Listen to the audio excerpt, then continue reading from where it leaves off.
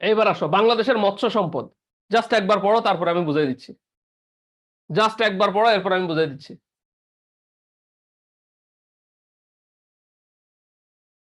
সহজ বিষয় বলি ভাই। হোয়াইট গোল্ড চিংড়িকে বলা হয়, চিংড়িকে এখানে আছে, চিংড়িকে হোয়াইট গোল্ড বলা হয়। খুলনাকে, লিখে নাও, খুলনাকে কুয়েত সিটি বলে চিংড়ির কারণে, কারণ কুয়েতের টাকার দাম বেশি আর চিংড়ি রপ্তানি করে খুলনা শহরের অনেক আয় হয়, এজন্য কুয়েত সিটি বলে খুলনাকে। কুয়েত সিটি বলা হয় কাকে? খুলনাকে।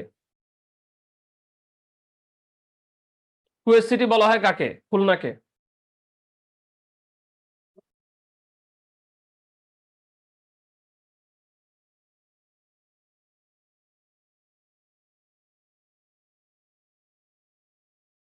ওকে, দেখো, সিম্পল জিনিসটা আগে দেখাই, তাইলে বুঝবা। আসল জিনিসের পরের স্লাইডে আছে।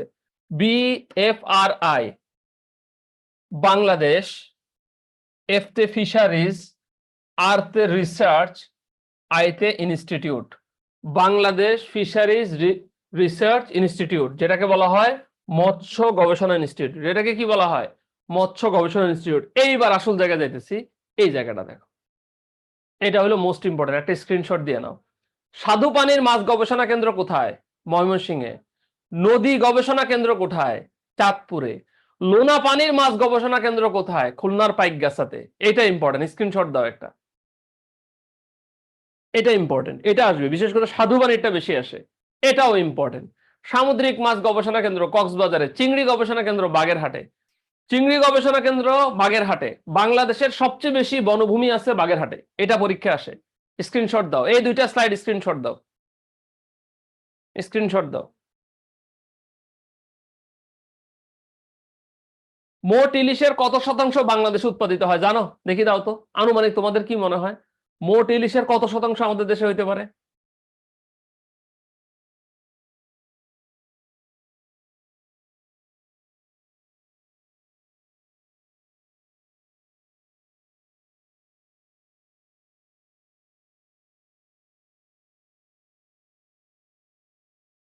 86%।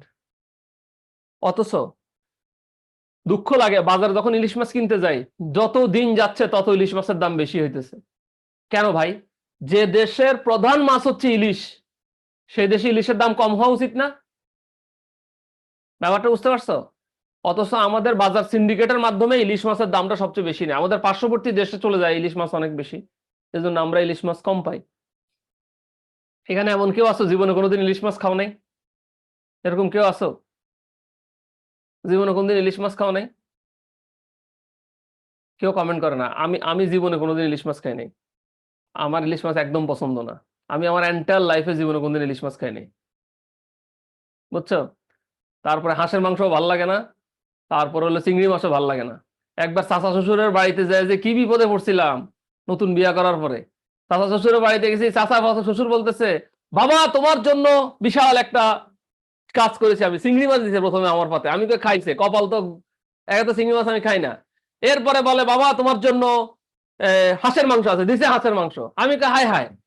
এরপরে কইতেছে বাবা তোমার জন্য হলো ইলিশ মাছ আনছি, তিনটাই দিছে এক লগে, আমি কে আমার কপাল কি আজকে কি খারাপ, আমি কেমনে কইতাম নতুন জামাই যে এগুলো আমি খাই না, এগুলো কেমনে কইতাম, মানে বউরও তো কিছু কইতে পারতেছি না, বউরে কি কমো, বেচারিও নতুন মানুষ, আমি কি কমো আমি। ঠিক আছে, আমি আস্তে আস্তে আস্তে করে হের পাতে ট্রান্সফার করে দিচ্ছি কিছুক্ষণ পর পর, কারণ আমি এগুলা খাই না। কপাল যে কি খারাপ, মাঝে মাঝে মানুষে রাশি খারাপ হয়, বুঝছো? ওই দিন আমার মনে হয় রাশি খারাপ হয়েছিল, একজন লাগছে মূলা দেয় নাই, তাও খুঁজলে খুশি হয়ে যাবে, এই তিনটার বদলে মূলা দিলে মূলা দিয়ে খাইতাম, তাও ভালো হইতো। ঠিক আছে, এরপরে আসো, মাছ চাষে টানা 7বার পঞ্চম হয়েছে কোন দেশ? বাংলাদেশ। বলে দিই, টানা 7বার আমরা পঞ্চম হয়েছি বাংলাদেশ। হ্যাঁ, এখন আরেকটা জিনিস শিখাই দিই, লিখে রাখো। ধীবরের দেশ বলা হয় নরওয়েকে। ধীবরের দেশ বলা হয় নরওয়েকে। ধীবর মানে হইলো মাছ। ধীবর মানে কি? মাছ।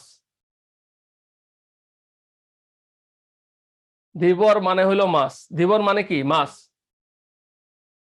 ধীবর মানে হচ্ছে মাছ।